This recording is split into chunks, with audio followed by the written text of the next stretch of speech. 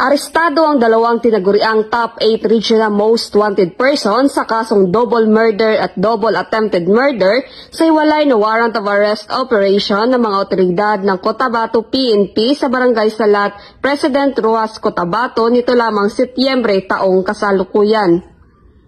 Kinilala ni Police Major June Hinete Napa, Chief of Police ng President Rojas Municipal Police Station, ang mga naaresto na si alias Latip, 54 na taong gulang, may asawa, magsasaka at residente ng Barangay Dagupan, Kabakan, Cotabato, at si alias Mael, 32 taong gulang, walang asawa, magsasaka at residente ng Barangay Pisan, Kabakan, Cotabato.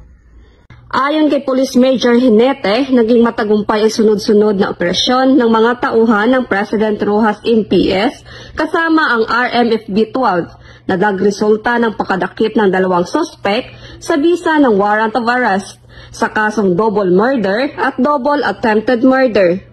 Nasa kustodiya na ng nasabing istasyon ang dalawang naaresto.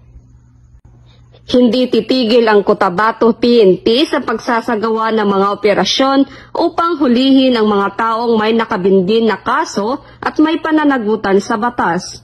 Patuloy na tutugisin at pananagutin ang iba pang individual na nagtatago sa batas dahil dito sa bagong Pilipinas, ang gusto ng pulis, ligtas ka.